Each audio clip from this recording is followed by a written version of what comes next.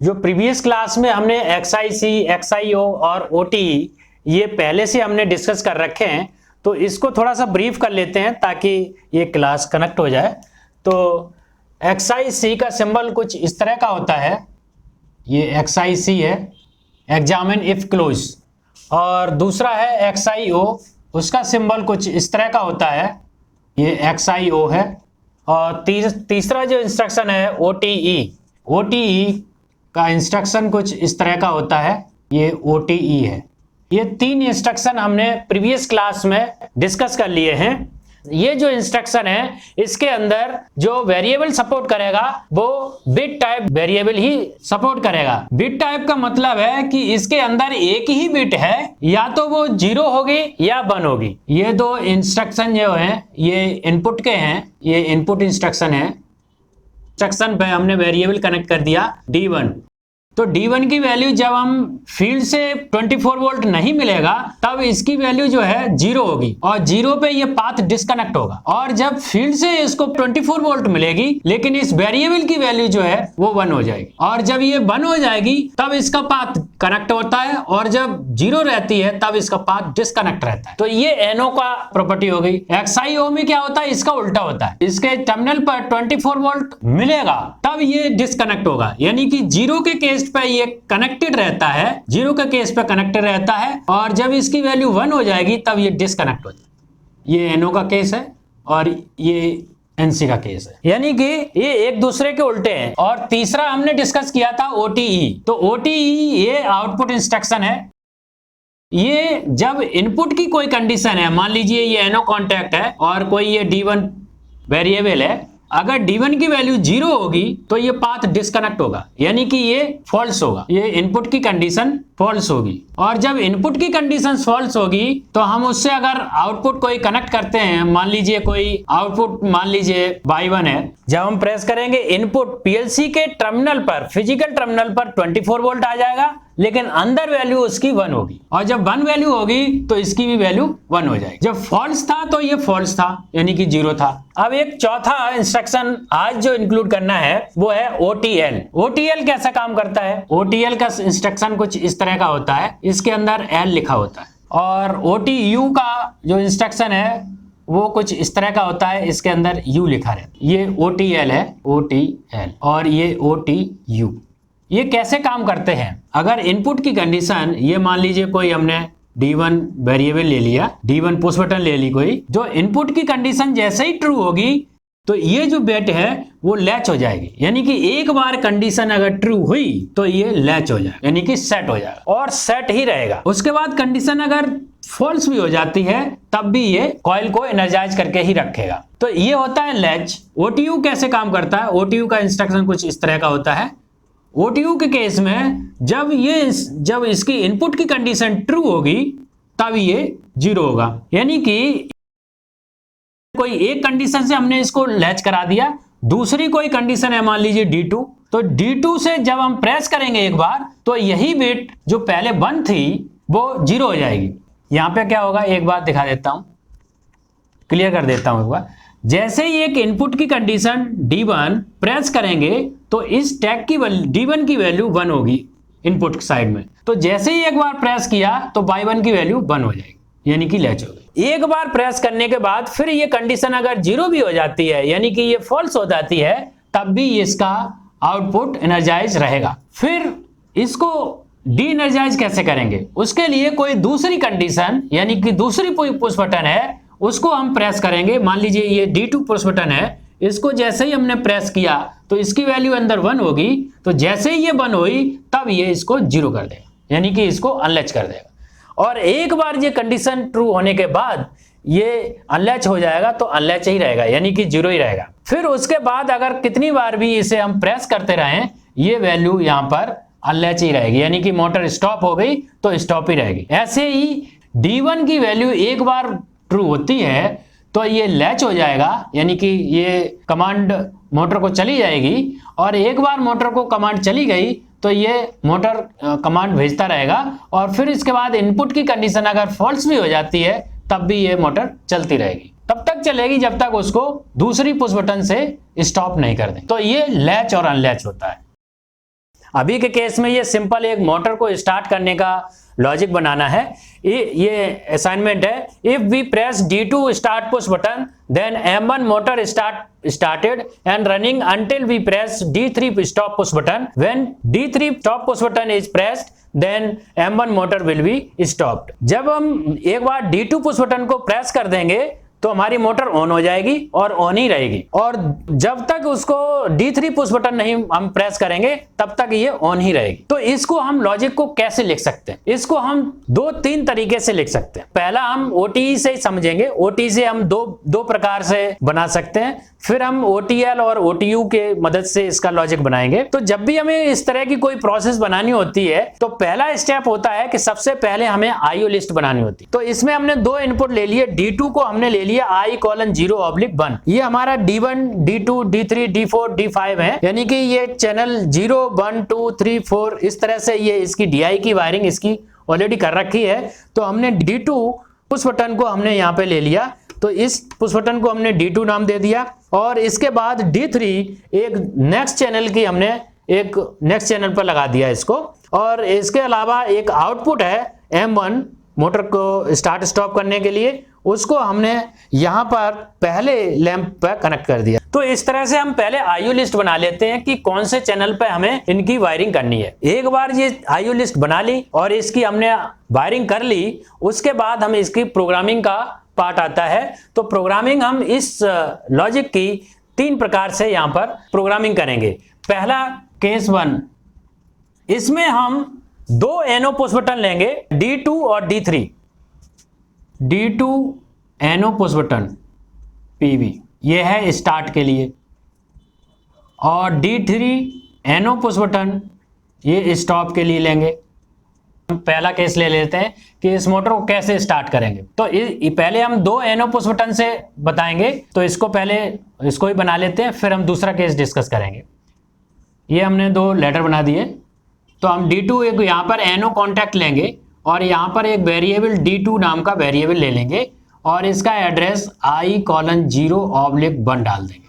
तो जैसे ही ये प्रेस करेंगे तो हम एक OTE लगा देंगे और इसको हम M1 पर कनेक्ट कर देंगे। इसका एड्रेस दे देंगे O:0/0। अब जैसे ही इसको प्रेस करेंगे तो M1 मोटर ऑन हो जाएगी, यानी कि इसकी वैल्यू 1 होगी तो इसकी वैल्यू 1 हो जाएगी।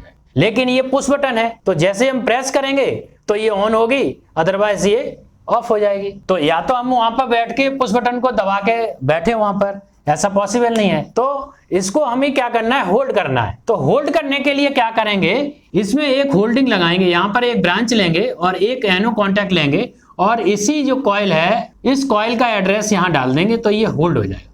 इस कॉइल का हमने डाल दिया O:0/0। अब क्या होगा, जैसे ही हम इसको प्रेस करेंगे D2 पुश बटन को, ये PV है पुश बटन, ये स्टार्ट पुश बटन है, जैसे ही हम इसको प्रेस करेंगे तो ये आउटपुट एक बार एनर्जाइज हो जाएगा। जैसे ही ये एनर्जाइज हो गया एक बार, फिर ये कंडीशन अगर फॉल्स भी हो जाती है तब भी ये इस पाथ से मोटर को ऑन करके रखेगा। तो इस तरह से ये होल्ड हो जाएगा। अब एक मोटर स्टार्ट तो हो गई, अब इसको स्टॉप कैसे करेंगे? तो स्टॉप करने के लिए हम यहाँ पर एक NC कॉन्टैक्ट लगाएंगे। ये हमने NC कॉन्टैक्ट लगा दिया और इसका नाम है D3, तो इसका नाम दे दिया D3 PV। ये स्टॉप पुश बटन है और ये स्टार्ट, एड्रेस हो जाएगा I:0/2। इस केस में दोनों NO पुश बटन है, यानी NO कैसे काम करेगा, जब ये प्रेस होगा तब इसका पाथ कनेक्ट होगा, और NC कैसे काम करेगा, जब ये प्रेस नहीं होगा तब ये कनेक्टेड होगा और जब प्रेस करेंगे तो डिस्कनेक्ट होगा। तो एक बार जब हम प्रेस कर देंगे D2 पुश बटन तो यहां से पाथ मिल जाएगा, और ये पहले से NC है, NC कॉन्टैक्ट है और प्रेस नहीं हुआ है तो ये कनेक्टेड है, तो यहां से कनेक्ट होगा, यहां से भी कनेक्ट है, तो ये मोटर ऑन हो जाएगी। और जैसे ही एक बार D3 पे पुश बटन को प्रेस करेंगे तो इसकी वैल्यू 1 होगी, लेकिन इसका पाथ डिस्कनेक्ट हो जाएगा। जैसे ही इस D2 वेरिएबल की वैल्यू 1 होगी, यानी कि हम फील्ड से प्रेस करेंगे तो इसके पॉइंट पे, यानी कि इस PLC के जो DI है यहां पर तो 24 वोल्ट मिलेगी, लेकिन अंदर हमने NC कॉन्टैक्ट लिया था, तो NC कॉन्टैक्ट पे इसकी वैल्यू 1 तो होगी, लेकिन NC कॉन्टैक्ट में जब इसकी वैल्यू 1 होती है तब ये पाथ डिस्कनेक्ट कर देता है। तो एक बार को जैसे ही इसकी वैल्यू 1 होगी तो ये पाथ डिस्कनेक्ट हो जाएगा और ये मोटर बंद हो जाएगी। और एक बार जब ये ब्रेक हो गया तो यहां से इसकी होल्डिंग टूट जाएगी। तो इस तरह से हमने 2 NO पुश बटन के थ्रू इस मोटर को स्टार्ट स्टॉप करने का लॉजिक समझ लिया। अब एक बार दूसरा केस ले लेते हैं। दूसरा केस क्या है? केस 2। केस 2 में हम स्टार्ट तो D2 पुश बटन से ही कर रहे हैं। स्टार्ट बटन जो है D2 NO टाइप ही पुश बटन है, PV स्टार्ट बटन सेम है, लेकिन स्टॉप करने के लिए हम ये वाली पुश बटन, ये NC टाइप पुश बटन है, ये हमारी 1 2 3, ये जो येलो वाली पुश बटन है ये हमारी NO टाइप पुश बटन है, और ये NC टाइप, यानी कि ये NC पुश बटन है फील्ड में और स्टार्ट पुश बटन हमारा NO है। तब हम लॉजिक को कैसे बनाएंगे, इस केस को भी समझ लेते हैं। इस केस में हमारा ये जो स्टॉप पुश बटन थी D3, ये D3 ना होकर के D5 हो जाएगा। ये तो स्टार्ट पुश बटन है, स्टार्ट PV है, और ये स्टॉप PV है। अब हम इस केस को तो हम डिस्कस कर चुके। अब हम एक दूसरा केस बना लेते हैं। स्टॉप PV को हम D5 कर देते हैं। D5 हो जाएगा I:0/4। तो ये फील्ड में NC पुश बटन है। फील्ड में अगर NC पुश बटन हम लेते हैं स्टॉप के लिए, तब कैसे बनाएंगे, ये केस दूसरा ले लेते हैं। तो यहाँ पर D2 पुश बटन लेंगे और दूसरी जो पुश बटन लेंगे वो लेंगे D5। ये NC टाइप पुश बटन है स्टॉप करने के लिए। इस केस में हमने एक पुश बटन तो NO टाइप ली है, दूसरी NC। तब हम इस लॉजिक को, सेम लॉजिक को कैसे बना सकते? तो इस केस में D2 पुश बटन जो स्टार्ट पुश बटन है, D2 स्टार्ट पुश बटन, ये तो सेम ही है, ये वही लग जाएगी I:0/1, ये एड्रेस उसी वही रहेगा। और यहां पर स्टॉप पुश बटन जो हमने इस केस में लगाई थी, लॉजिक सेम ही है, बस थोड़ा सा अंतर आ जाएगा कि यहां पर हमने NC कांटेक्ट लिया था जब फील्ड में NO पुश बटन थी। अब हम फील्ड में NC पुश बटन है, तब हम यहां पर NO कांटेक्ट लेंगे। तो ये हो गया D5 stop push button PV, यहां NO कांटेक्ट लेंगे, तब ये हम इसको M1 मोटर को स्टार्ट कर देंगे O:0/0, और होल्डिंग सेम तरीके से ये लग जाएगी O:0/0। इस केस में ये पुश बटन जो है वो NC है, तो क्या होगा, इसकी वैल्यू पहले से 1 होगी और हमने NO कांटेक्ट लिया है, तो ये पाथ पहले से कनेक्टेड होगा। जब इसकी वैल्यू पहले से कनेक्टेड है और ये डिस्कनेक्ट है, तो मोटर को जैसे ही हम D2 push button, start push button को हम प्रेस करेंगे और ये पहले से फील्ड से NC है, तो ये पाथ कनेक्टेड होगा। इसलिए यहां से जैसे पाथ कनेक्ट होगा तो यहां से पाथ मिल गया और यहां से भी मिल गया, तो ये मोटर ऑन हो गई। और एक बार जब ये मोटर यहां से ऑन हो गई तो इसकी जो होल्डिंग है ब्रांच से, ये होल्ड कर लेगा और मोटर ऑन हो जाएगी। तो ये 2 केस हो गए। 2 केस से हमने इस तरह को बना लिया, इस सेम लॉजिक को। अब एक तीसरा केस आ जाता है, केस 3। इसमें हम जो आज डिस्कस किया, आउटपुट लैच और आउटपुट अनलैच, इसके थ्रू कैसे बनाएंगे इसको समझ लेते हैं। इस केस में हम दोनों पुश बटन NO ले लेंगे, यानी कि D2 स्टार्ट पुश बटन और D3 स्टॉप पुश बटन, दोनों NO टाइप रहेंगी। दोनों NO टाइप पुश बटन से हम लैच और अनलैच को यूज करके कैसे बना सकते हैं उसको समझ ले। इसमें क्या होगा, इसमें एक हम यहां पर NO कांटेक्ट लेंगे और यहां पर हमने D2 स्टार्ट पुश बटन ले लेंगे और यहां पर लैच इंस्ट्रक्शन लगा देंगे और मोटर का एड्रेस दे देंगे M1 O:0/0। तो क्या होगा, जैसे ही हम इस D2 को प्रेस करेंगे तो ये लैच हो जाएगा। और इस इंस्ट्रक्शन की प्रॉपर्टी है कि जैसे ही ये एक बार लैच हो गया तो फिर लैच ही रहता है, अनटिल अनलेस हम किसी दूसरी कंडीशन से उसे अनलैच नहीं करें। तो अब ये एक बार स्टार्ट हो गया तो स्टार्ट ही रहेगा। अब इसको स्टॉप कैसे करेंगे? स्टॉप करने के लिए हम एक दूसरा NO कांटेक्ट लेंगे और इसमें D3 स्टॉप पुश बटन लेंगे और इससे हम यहां पर OTU इंस्ट्रक्शन लेंगे। ये कैसे काम करता है, ये जब इनपुट की कंडीशन ट्रू होगी तो ये आउटपुट को 0 कर देता है, यानी कि इसका हम एड्रेस डाल देंगे M1 O:0/0। ये बिट सेम ही है। एक बार ये इस D2 स्टार्ट पुश बटन से ऑन हो गई और ऑन ही रहेगी अनटिल अनलेस हम D3 पुश बटन को प्रेस नहीं करेंगे। एक बार D3 पुश बटन प्रेस कर दी तो ये आउटपुट डी एनर्जाइज हो जाएगा। तो इस तरह से हमने 3 टाइप से ये लॉजिक बनाए हैं। ये हमने यहाँ बोर्ड पे डिस्कस कर लिया है। अब हम चलते हैं अपने लैपटॉप पर और इसको एक बार RS Logic 500 सॉफ्टवेयर के अंदर डेवलप करके टेस्ट करेंगे। अब हम आ गए हैं अपने लैपटॉप पर। तो सबसे पहले प्रोग्राम बनाने के लिए RS Logic 500 को ओपन करेंगे। RS Logic 500 इसको मैंने ओपन किया और इसके अंदर एक न्यू फाइल क्रिएट करेंगे। इसका नाम दे दें कोई सा, मान लीजिए ml 1400 ml_1400 नाम दे दिया। उसके बाद इसके अंदर कंट्रोलर सेलेक्ट करना होता है, वो मैं माइक्रोलॉजिक्स 1400 को सिलेक्ट कर दें। ये हमने सेलेक्ट कर लिया। अब हम इसकी प्रोग्रामिंग करेंगे। तो प्रोग्रामिंग करने के लिए या तो हम सारा प्रोग्राम में एक ही फाइल में लिख लें या फिर अलग अलग फाइल में लिख सकते हैं। तो हम आज IO मैपिंग अलग करेंगे और अलग अलग केस के लॉजिक अलग अलग फाइल में लिखेंगे। सबसे पहले हम IO मैपिंग करेंगे। तो ये जो पहला लेटर है इसका नाम ही हम चेंज करके IO मैपिंग कर देंगे।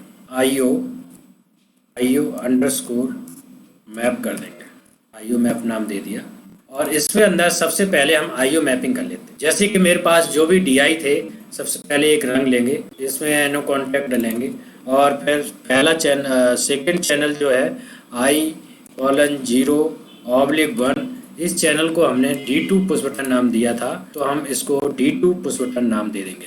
D2 स्टार्ट PV, ये मैंने नाम दे दिया और इसको एक बिट से हम मैप करा देंगे। मान लीजिए मैं बिट का नाम दे देता हूँ B3:0/0 और इसका नाम सेम ही दे देंगे। यहाँ से कॉपी करेंगे और इस बिट में दे देंगे। दे दिया तो एक मैपिंग हो गई। इसके बाद दूसरी थी, तो इस रंग को हम कॉपी पेस्ट करेंगे नीचे और उसके आगे का चैनल दे देंगे और इसका डिस्क्रिप्शन डाल देंगे D3 स्टॉप PV, ये हमने इसका नाम दे दिया।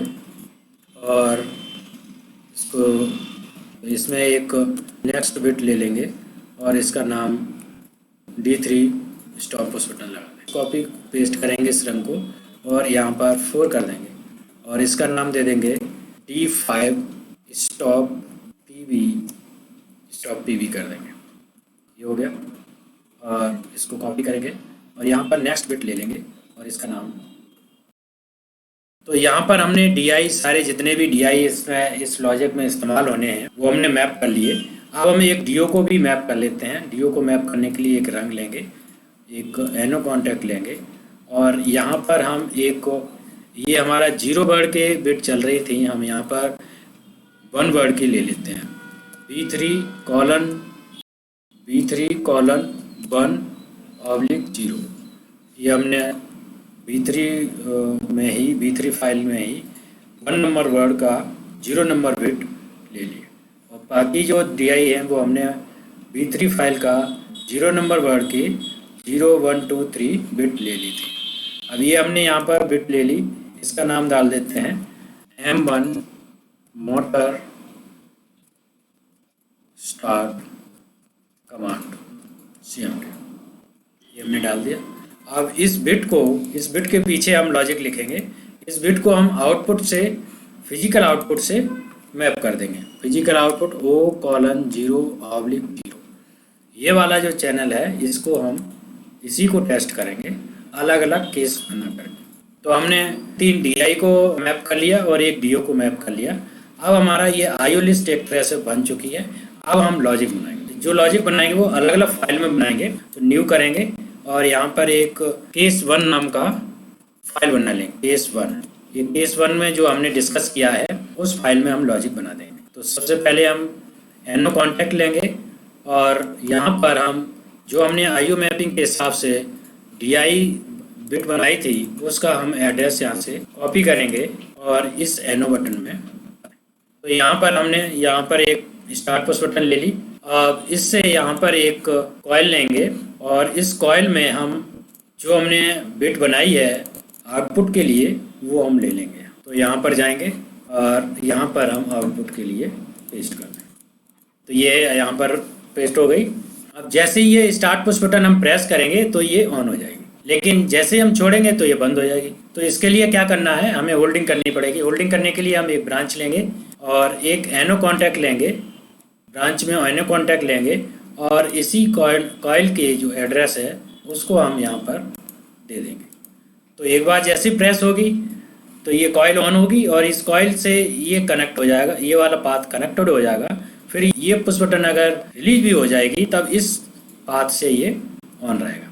तो ये हमने लिख लिया। अब इसको स्टॉप करने के लिए क्या करेंगे, एक एनसी बटन लेंगे और यहाँ पर हम मैपिंग में जाएंगे और ये एड्रेस जो हमने मैप करा था ये यहाँ से उठाएंगे और यहाँ पेस्ट कर देंगे। तो जैसे हम इसको प्रेस करेंगे तो यहाँ से ये पाथ को ब्रेक कर देगा, तो ये मोटर स्टॉप हो गया। तो ये केस 1 हो गया, इसका हम नाम भी देते हैं, ये हो गया आपका केस 1। केस 1 का लॉजिक हमने डेवलप कर लिया। अब हम एक नेक्स्ट फाइल में केस 2 का, यहाँ पर केस 2 का लॉजिक डेवलप करेंगे। केस 2 में क्या था, केस 2 में माइनर मॉडिफिकेशन था। इस 1 में तो हमने दोनों एनो पुश बटन ली थी, इसलिए स्टॉप करने के लिए हमें यहाँ पर एनसी कॉन्टैक्ट लगाना पड़ा। लेकिन अगर हम एक एनो और एक एनसी पुश बटन लेते हैं स्टार्ट स्टॉप करने के लिए, अब उस केस में कैसे बनेगा, जैसा हमने बोर्ड पर डिस्कस किया था वैसे ही यहाँ पर हम केस 2 में बना लेंगे। एक बार एनो कॉन्टैक्ट लेंगे और यहाँ पर हम वही वाली पुश बटन डाल देंगे जो केस 1 में ली है।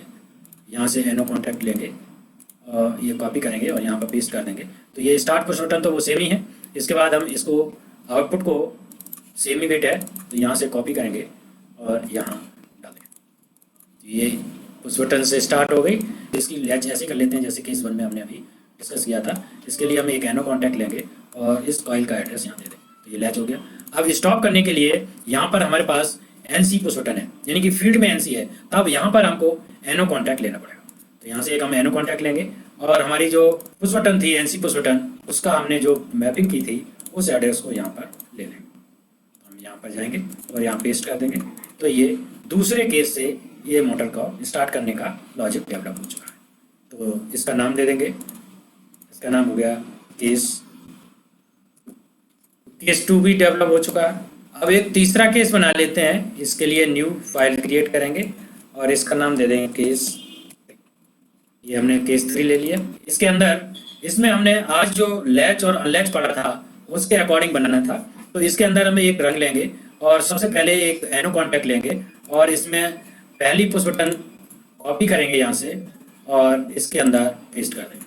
जैसे ही ये ट्रू हो तो आउटपुट को लैच कराना है, तो यहाँ से हम आउटपुट लैच बिट लेंगे। आउटपुट लैच को लेने के बाद इसमें हम इसका जो डीओ का बिट है उसको हम कॉपी करेंगे और यहाँ पेस्ट कर देंगे। तो ये एक बार जैसे ही ये प्रेस करेंगे ये लैच हो जाएगा और लैच ही बना रहेगा, यानी कि सेट हो जाएगा और सेट ही बना रहेगा। एक बार स्टार्ट हो गया तो स्टार्ट ही रहेगा। अब इसको स्टॉप कैसे करेंगे, केस 3 नाम दे देंगे। अब एक बार ये स्टार्ट हो गया, अब इसको स्टॉप करने के लिए क्या करेंगे, एक नई रंग लेंगे और एक एनो कॉन्टैक्ट लेंगे और इसमें हम दूसरी पुश बटन लेंगे जो हमने D3 ली थी, इसको हम यहाँ से कॉपी करेंगे और केस 3 में जाएंगे, यहाँ पेस्ट कर देंगे। तो जैसे D3 पुश बटन को हम प्रेस करेंगे एक बार, तो उससे हम एक अनलैच इंस्ट्रक्शन लेंगे, आउटपुट अनलैच। इसको लेने के बाद इसका सेम एड्रेस यहाँ पर ड्रैग एंड ड्रॉप कर दें। क्या होगा, एक बार जब प्रेस कर दिया तो सेट हो जाएगी और सेट ही रहेगी अनटिल अनलेस हम D3 पुश बटन को प्रेस नहीं करते। तो ये केस 3 भी हो गया। तो ये हमारे केस 1, केस 2, केस 3 ये तीनों केस की तरह से बन गए। अब हमने 3 अलग अलग फाइल में हमने लॉजिक लिख लिए, तो इनको इनेबल करने के लिए हमें मेन लेटर में यानी कि लेटर 2 में इसको इनेबल करना होता है JSR के थ्रू। तो हम एक रंग लेंगे और यहाँ पर JSR टाइप करके जितने भी दूसरे लेटर बने हैं उनको इनेबल कर देंगे। इनेबल करने के लिए क्या करेंगे, U3 टाइप करेंगे। ये 3 नंबर इनेबल हो गया, इसको कॉपी पेस्ट करेंगे और 4 नंबर को कर देंगे। ऐसे ही एक बार कॉपी पेस्ट करेंगे और 5 नंबर को इनेबल कर देंगे। तो अभी हमारे ये 3, 4, 5 ये जो फाइल हैं ये इनेबल हो गए, यानी कि अब जो भी program letter 2, letter 3, letter 4, letter 5 में होगा वो सारा का सारा इनेबल हो गया और अब ये एक साथ स्कैन करने लगे। अब हमको पहला केस चेक करना है कि ये वाला केस हमको टेस्ट करना है। तो इसको टेस्ट करने के लिए हमको क्या करना पड़ेगा, ये अलग अलग लॉजिक को हमें डिसेबल करना पड़ेगा। तो क्या करेंगे, जो हमने JSR लगाया है 1 2 3 जो JSR लगाए हैं, इसमें हम एक बिट डाल देंगे।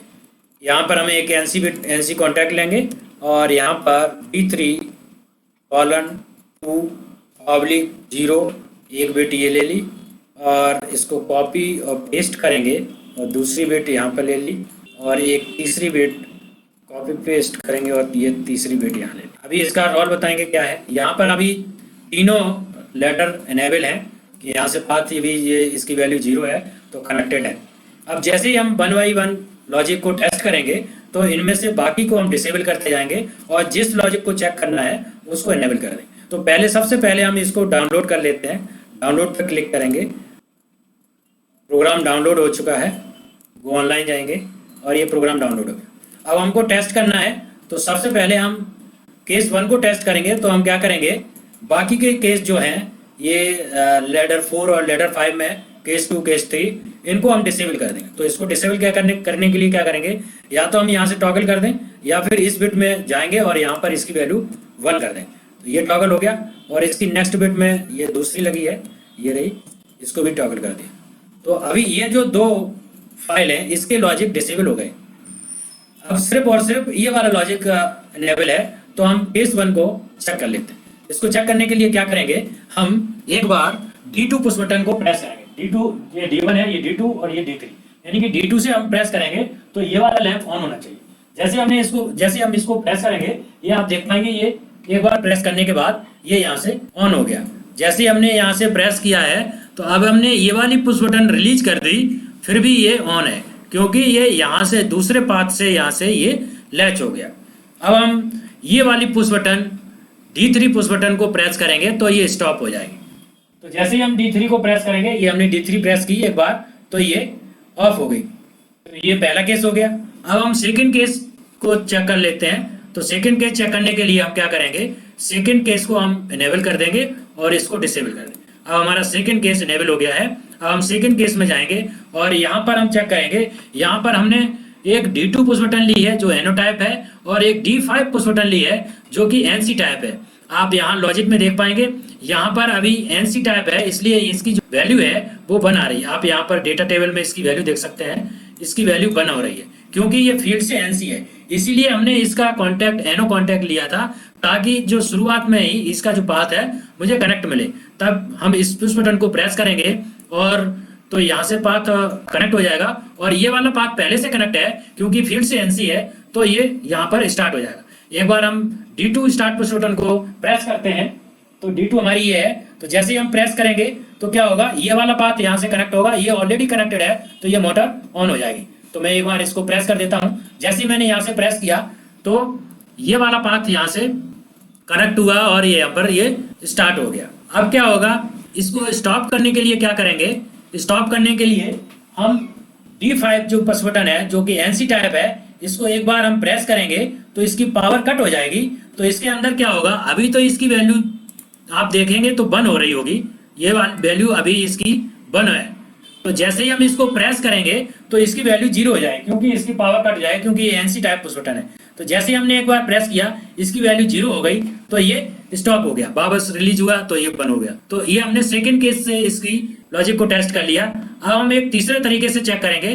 तो तीसरे तरीके से चेक करने के लिए हम क्या करेंगे, इस लॉजिक को डिसेबल कर देंगे और तीसरे केस को हम इनेबल करेंगे और हम तीसरे केस में जाएंगे और यहाँ पर हमने 2 पुश बटन लिए हैं, D2 और D3, ये दोनों NO पुश बटन है। एक बार जैसे हम प्रेस करेंगे तो ये लैच हो जाएगी। तो ये लैच हो गई और ये आउटपुट इनेबल हो गया, ये लैंप ऑन हो गया, यानी कि ये मोटर ऑन हो गई। अब जैसे हम D3 को प्रेस करेंगे एक बार तो यही वाली वैल्यू अभी आप देख पाएंगे, इस बिट की वैल्यू जो है 1 हो गई। जैसे हमने प्रेस किया तो ये वैल्यू इसकी सेट हो गई, यहाँ पर आप देख पाएंगे।